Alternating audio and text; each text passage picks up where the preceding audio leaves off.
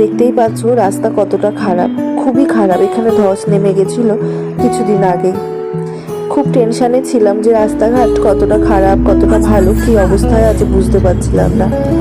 তো ফেসবুক থেকে বহু বন্ধুদের মাধ্যমেই আমরা জানতে পারি যে রাস্তার অবস্থা আগের থেকে অনেক ভালো গেছে। ওই যে দেখছো আমার বর মহাশয় ভিডিওটা করছেন, আর এই আমাদের ড্রাইভার দাদা খুব ভালো ছিলেন, খুব ভালোভাবে আমাদেরকে পৌঁছে দেন। আর ওই যে পেছনে শুয়েছিলেন আমাদের আর এক ভাই।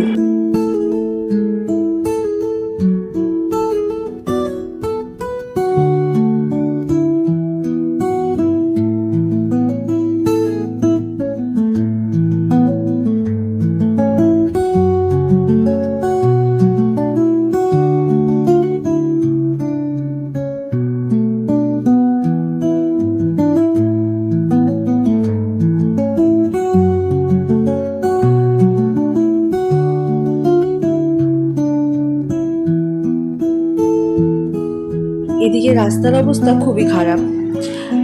আগে যেহেতু ধস নেমেছিল, তো রাস্তাঘাট এতটাই খারাপ হয়ে গেছে যে খুব সাবধানেই গাড়ি চালাতে হচ্ছিল ড্রাইভার দাদাকে।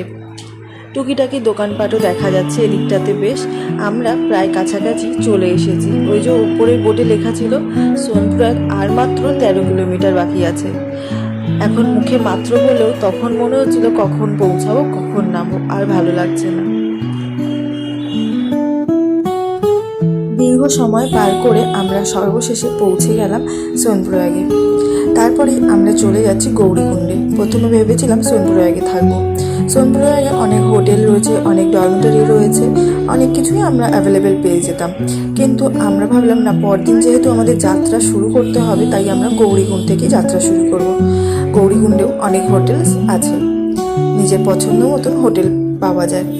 তো আমরা যে রাস্তা ধরে হেঁটে যাচ্ছিলাম তার পাশেই মন্দাকিনী নদী নেমে এসেছে সেই সুদূর পাহাড় থেকে। এই মন্দাকিনী নদী অতিক্রম করে আমাদেরকে যেতে হবে গৌরীকুণ্ডে। গৌরীকুণ্ড যাওয়ার জন্য সরকার থেকে শেয়ার গাড়ি রাখা হয়েছে, মাথা পিছু 50 টাকা করে নেওয়া হয়। গাড়িতে প্রায় 12 জন মতন ভর্তি করা হয়। একটু ভয় লাগছিল, তবে ড্রাইভার দাদাদের হাত সত্যিই অসাধারণ। ওই যে পাহাড়ে দেখতে পাচ্ছ, ওই রকম আঁকা বাঁকা পথ দিয়ে আমাদেরকে পৌঁছে দেবে গৌরীকুণ্ডে।